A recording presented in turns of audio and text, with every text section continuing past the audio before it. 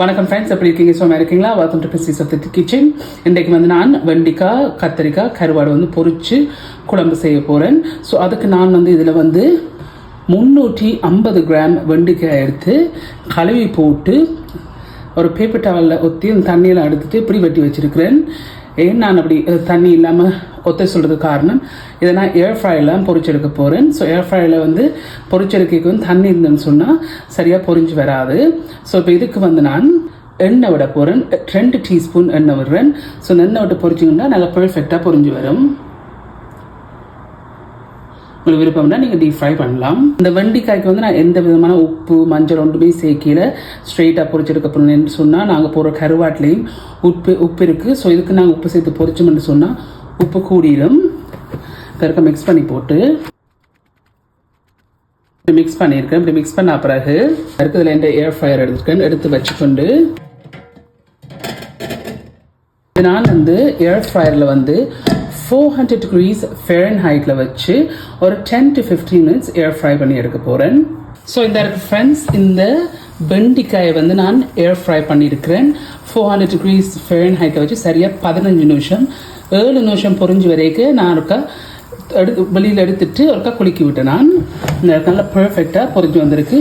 So அப்படி நீங்கள் ஏர் ஃப்ரையில் பொரிச்சிங்கன்னா கூட எண்ணெய் இருக்காது. இதை நான் ரம்பரைக்கு எடுக்க போகிறேன். நான் 3 நீட்டு கத்திரிக்காய் எடுத்து இப்படி வெட்டி வச்சுருக்கேன். ஸோ கத்திரிக்காய் நான் கழுவி போட்டு துடைச்சிட்டு தான் வெட்டி எடுத்து நான் இந்த 3 நீட்டு கத்திரிக்காய் எல்லாட்டிக்கு 363 கிராம் வந்தது எனக்கு. நான் 2 டீஸ்பூன் எண்ணெய் சேர்க்க போகிறேன். சேர்த்து மிக்ஸ் பண்ணி விடுவோம். மிக்ஸ் பண்ண பிறகு திருப்பி எந்த ஏர் ஃப்ரையர் எடுத்துருக்கிறேன். எடுத்துட்டு இதில் போடுவோம். பரப்பி போட்டு ஸோ இப்போ இதை நான் 400 degrees Fahrenheit வச்சு ஒரு 10 to 15 minutes பொரிய விட போகிறேன். இந்த ஏர் ஃப்ரையில் பொரியிற டைம் ஒருக்கா எடுத்துட்டு ஒருக்கா குலுக்கி விட்டுட்டு திருப்பி போட்டிங்கன்னா பர்ஃபெக்டாக பொரிஞ்சு வரும். இந்த ஃப்ரெண்ட்ஸ், இந்த கத்திரிக்காயை நான் 400 degrees Fahrenheit வச்சு 13 நிமிஷம் இதை நான் பொரிய விட்டேன். நல்லா பர்ஃபெக்டாக பொரிஞ்சிருக்கு. இப்போ இதை நான் பெரம்பா இறக்கி விட போகிறேன். கருவாடை நான் ஏர் ஃப்ரை பண்ணி பொரிக்க போகிறீங்களே என்னென்னு சொன்னால், நான் இன்றைக்கு யூஸ் பண்ணுற சால்டட் ஃபிஷ் இது. ஸோ இதை நீங்கள் ஏர் ஃப்ரை பண்ணிங்கன்னு சொன்னால் கரைஞ்சிடும்.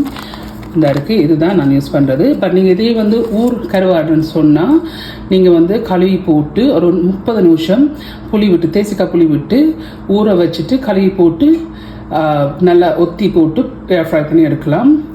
பட் இன்றைக்கி இதில் நான் 280 கிராம் கருவாடு எடுத்து சுடுதண்ணியில் ஒரு ஓம் தண்ணி, ஓம்னு சொன்னால் நர்சூடுன்னு சொல்லுவாங்கல்ல, அந்த நர்சூடு தண்ணியில் ஒரு 3 தரம் கழுவி போட்டு நல்லா தண்ணியை ஒத்தி போட்டு இப்படி வெட்டி வச்சுட்டு இந்த பேப்பர் டவல் போட்டு இதில் வச்சுருக்கிறேன். இப்போ இது நான் டீப் ஃப்ரை பண்ணி எடுக்க போகிறேன். கருவாடை நான் டீப் ஃப்ரை பண்ணுறதுக்கு ஹீட்டை கொண்டு மீடியம் ஹீட்டில் வச்சு இதில் எண்ணெய் வச்சுருக்கிறேன். இந்த எண்ணெய் கொதிச்சுட்டு இப்போ நாங்கள் பொரிச்செடுப்போம்.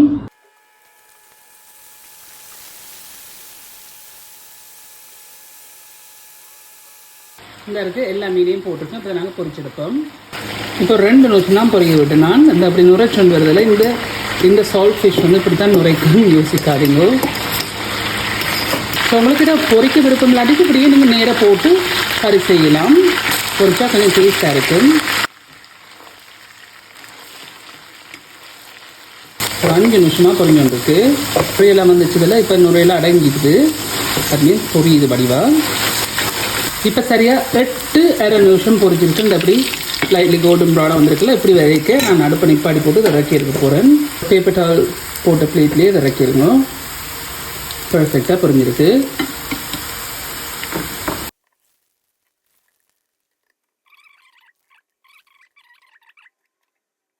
ஃப்ரெண்ட்ஸ், இந்த கருவாடு, வெண்டிக்காய், கத்திரிக்காய் 3ஐயும் ஃப்ரை பண்ணி வச்சிருக்கிறேன். ஸோ இப்போ இந்த கறியை செய்திருப்போம். 2 டேபிள் ஸ்பூன் எண்ணெய் விட்டு ஹீட்டை கொண்டு மீடியம் ஹீட்டில் வச்சுக்கொண்டு இதில் வெங்காயம் இருக்குது, ஒரு மீடியம் வெங்காயம் இருக்குது. இந்த வெங்காயத்தை போட்டு ஒரு 2 நிமிஷம் வதங்க விடுவோம்.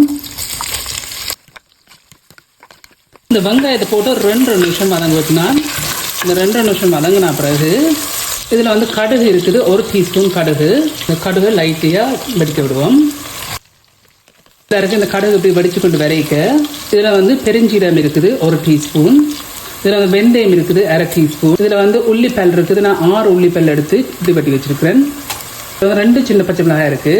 அதில் ஒரு பீஸ் ரம்பை 2 காம்பு கருவேப்பிலை மிக்ஸ் பண்ணி போட்டு இதையும் ஒரு 1.5 நிமிஷம் வதங்க விடுவோம். இந்த உள்ளி இதில் போட்ட அப்புறம் நான் 1.5 நிமிஷம் வதக்கியிருக்கேன். இந்த 1.5 நிமிஷம் வதங்கின பிறகு இதில் வந்து ஒரு மீடியம் தக்காளி பழம் எடுத்து இப்படி வெட்டி வச்சுருக்கேன். தக்காளி பழம் போட்ட அப்புறம் மிக்ஸ் பண்ணி போட்டு ஒரு 2.5 நிமிஷத்துக்கு 3 நிமிஷம் வதங்க விடுவோம். தக்காளி பழம் போட்ட அப்புறம் 2.5 நிமிஷம் விட்டேன் நான் வதங்குறதுக்கு. 2.5 நிமிஷத்துக்கு பிறகு இது வந்து ஜப்னா கறி பவுடர் இருக்குது, உங்களோட உரைப்புக்கு ஏற்ற மாதிரி போடுங்க. பட் நான் 2 டேபிள் ஸ்பூன் போடுறேன்.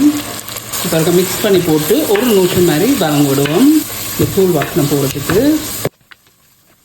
இந்த கறித்தூள் போட்ட பிறகு நான் 1 நிமிஷம் விட்டேன். நான் இதில் வந்து பழப்புளி இருக்குது. நான் 10 கிராம் பழப்புளி எடுத்து 2 டேபிள் ஸ்பூன் தண்ணி சேர்த்து இதை நான் பிசைஞ்சு வச்சுருக்கிறேன்.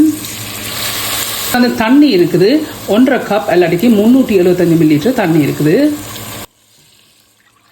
மிக்ஸ் பண்ணி போட்டு ஒரு கொதி வரவிட போகிறேன். இந்த இருக்கு எனக்கு இப்படி ஒரு கொதி வர்றதுக்கு 3 நிமிஷம் எடுத்திருக்கு. இப்படி ஒரு கொதி வந்த பிறகு இந்த இருக்கு நாங்கள் ஏர் ஃப்ரை பண்ணி வச்ச கத்திரிக்காய், ஏர் ஃப்ரை பண்ணி வச்ச வெண்டிக்காய், நாங்கள் வந்து பேன் ஃப்ரை பண்ண சால்டட் ஃபிஷ் கருவாடு பிறகு நல்லா மிக்ஸ் பண்ணி விடுவோம். கத்திரிக்காய் கரையாமல் மிக்ஸ் பண்ணி விடுங்க. நீங்கள் பார்த்துருப்பீங்க நான் என்ன உப்பு ஒன்றுமே சேர்க்கல. இருக்கு இப்படி நான் மிக்ஸ் பண்ணிக்கிறேன். இப்படி மிக்ஸ் பண்ண பிறகு நான் மூடி போட்டு மீடியம் ஹீட்லேயே ஒரு 8லேருந்து 10 நிமிஷம் கொதிக்க விட போகிறேன். ஒரு 10 நிமிஷமாக மூடி போட்டு கொதிக்க விட்டுனான். இந்த 10 நிமிஷத்துக்கு பிறகு செக் பண்ணி பாருங்க உப்பு காணுமான்னு. தாராளமாக காணாமல் இருக்கும். புளியையும் செக் பண்ணி பாருங்க. இப்போ நான் ஹீட்டை கொண்டு வந்து மீடியத்துலேருந்து கொஞ்சம் குறைச்சிட்டு அது தேங்காய் பால் இருக்குது, 1/2 கப் தேங்காய் பால், முதலாம் பால் இருக்க மிக்ஸ் பண்ணிவிடுங்க. இப்போ இதை வந்து நான் மூடாமல் ஒரு 10லேருந்து 15 நிமிஷம் நல்லா பிரண்டு வர விட போகிறேன். ஃப்ரெண்ட்ஸ் நான் இதை மூடாமல் 15 நிமிஷம் நல்லா கொதிக்க விட்டுருக்கேன். நல்லா எனக்கு பிடிச்ச மாதிரி பிரண்டு வந்திருக்கு. இதை விட உங்களுக்கு என்ன பிரண்டு வரணும்னு சொன்னால் நீங்கள் இன்னொரு 5 நிமிஷம் எல்லாத்துக்கு 5லேருந்து 8 நிமிஷம் விட்டீங்கன்னு சொன்னால் நல்லா பிரண்டு வரும். ஸோ இப்போ நான் அடுப்பை வந்து நிப்பாட்டிட்டேன். இந்த இருக்குது ஃப்ரெண்ட்ஸ், இதுதான் இந்த கத்திரிக்காய் வெண்டிக்காய் கருவாடு போட்டு செய்கிற குழம்பு. செய்து முடிஞ்சுது. இதை நீங்கள் புட்டு, சோறு, இடியப்பம் இதோட சாப்பிட்டீங்கன்னா நல்ல டேஸ்ட்டாக இருக்கும்.